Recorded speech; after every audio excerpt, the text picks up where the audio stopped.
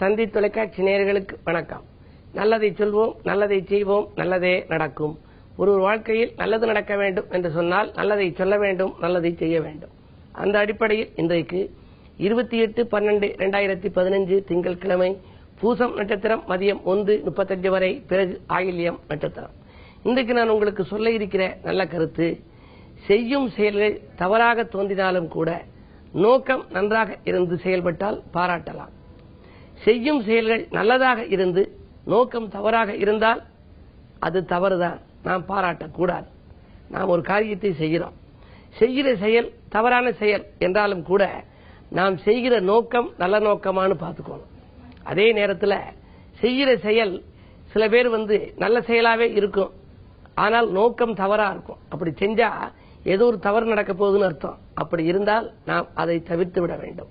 இதை வலியுறுத்தி சொக்கநாத புலவர்னு ஒருத்தர் அந்த காலத்தில் ஒரு அற்புதமான பாடல் பாடியிருக்கிறார்.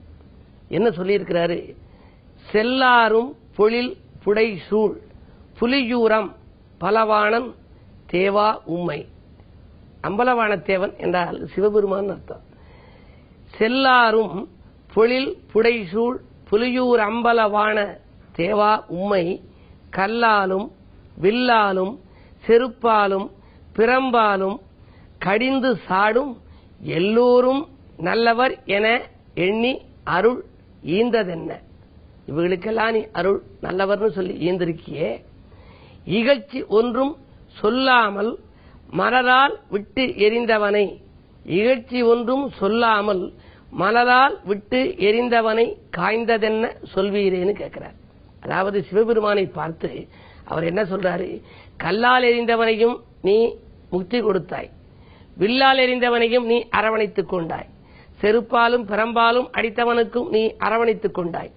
ஆனால் எல்லாரும் நல்லவர் என்று எண்ணிக்கொண்டிருக்கக்கூடிய அந்த மன்மதன் இருக்கிறாரே, அந்த மன்மதன் செய்த நல்ல செயல் உனக்கு தீங்காக தெரிந்ததே. மலர் அம்பு விட்டானே, அந்த மலரால் அம்பு எய்ததற்காக அவனை நீ ஏன் எரித்தாய்னு கேட்கிறார். இந்த பாட்டுக்கு என்ன பொருள்னா, சாக்கிய நாயனான்னு ஒருத்தர் இறைவனை கும்பிடுகிற போது கல்லாலே எரிஞ்சு கும்பிட்டாராம். சின்ன பொடி கல்லு வச்சு அப்படி பூஜைக்கு மலர் இல்லாத போது எரிஞ்சாராம். அது அவருக்கு அந்த இறைவனுக்கு மலராகவே வந்ததாம். அப்படி அவரை ஏற்றுக்கொண்டு விட்டார்.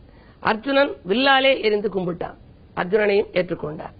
கண்ணப்ப நாயனார் காலாலை மிதித்து அந்த கண் இருக்கிற அடையாளம் காட்ட வேண்டும் என்று சொல்லி ஒரு கண்ணை எடுத்து அப்புகிற பொழுது அடுத்த கண் தெரிய அப்படியே அவருடைய செருப்பு காலாலே எடுத்து இறைவனுடைய கண்ணிலே மிதித்து கண்ணுக்கு கண் கொடுத்த கண்ணப்ப நாயனாராகி முக்தி பெற்றார்.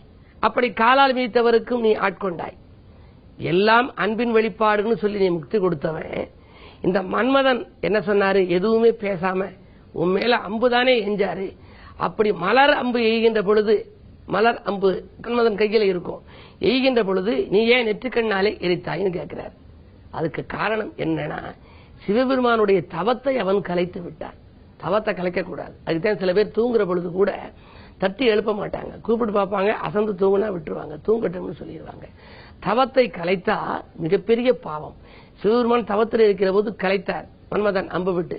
உடனே அவர் நெற்றிக்கண்ணை திறந்தார், அப்படியே எரிந்து சாம்பலானார். அவர் செய்கிற செயல் நல்லதாக அது இல்லை.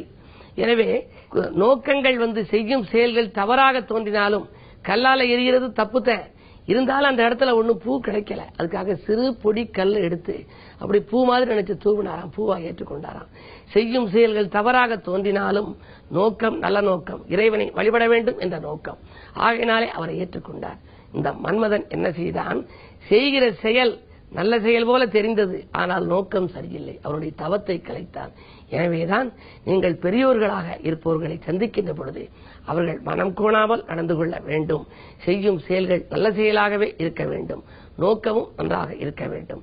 நோக்கம் நன்றதாக இருந்தால் உங்கள் வாழ்க்கை சிறப்பாக இருக்கும் என்ற கருத்தை தெரிவித்து இனி இன்றைய ராசி பலன்களை இப்பொழுது உங்களுக்கு வழங்கப் போகின்றேன்.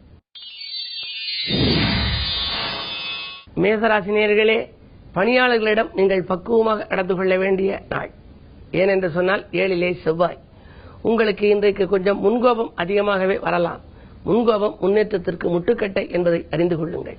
எனவே அருகில் இருப்பவர்களை கொஞ்சம் அனுசரித்துக் கொள்ளுங்கள், அரவணைத்துக் கொள்ளுங்கள். அப்பொழுதுதான் காரியங்கள் சிறப்பாக முடிவடையும். பண தேவைகள் உங்களுக்கு உடனுக்குடன் பூர்த்தியாகலாம். பணம் எனப்படுகின்ற 2ஆம் இடத்தை சுக்கிரன் பார்ப்பதால் பெண்வழி ஆதரவும் உங்களுக்கு கிடைக்கும்.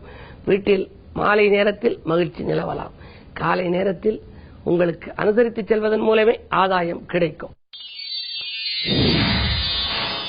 ரிஷபராசி நேயர்களே, வருமானம் இருமடங்காக உயரும் நாள். வளர்ச்சிக்கு நண்பர்களின் ஒத்துழைப்பு உண்டு. சுக்கிரபலம் நன்றாக இருப்பதால் எதை செய்தாலும் அந்த முயற்சிகளில் வெற்றி கிடைக்கும். பெண்களால் பெருமை சேரும். குடும்பத்தில் மகிழ்ச்சி நிலவுவது மட்டுமல்ல, பாக பிரிவினைகளும் சுமூகமாக முடியும்.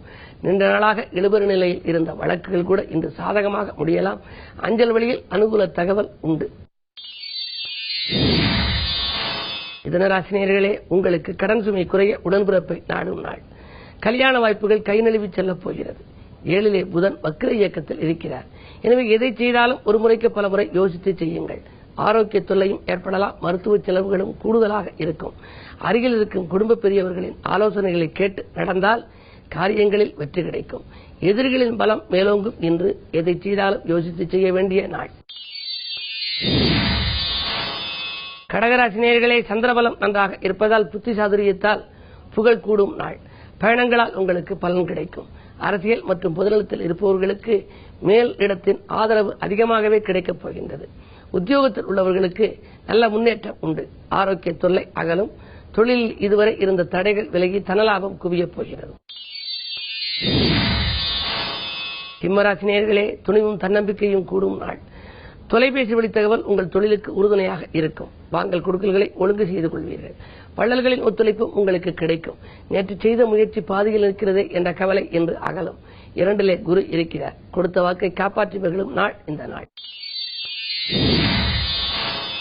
கன்னிராசி நேயர்களே, உங்களுக்கு ஒப்பந்தங்களில் கையெழுத்திட்டு மகிழும் உன்னதமான நாளாக இந்த நாள் அமையப் போகிறது. உயர் பதவி கிடைப்பதற்கான அறிகுறிகளும் தென்படுகின்றன. ராகு பலத்தால் யோகங்கள் வந்து சேரும். வாகன மாற்றம் உண்டு. அது மட்டுமல்ல, சுபகாரிய பேச்சுக்களும் நல்ல முடிவுக்கு வரலாம். மாலை நேரத்தில் மங்கள் நிகழ்ச்சி ஒன்று இல்லத்தில் நடைபெறுவதற்கான அறிகுறிகள் தென்படுகின்றன. துலாம் ராசி நேயர்களே, செவ்வாய் பலம் மேலோங்கி இருக்கும் என்று செல்வாக்கு மேலோங்கும்.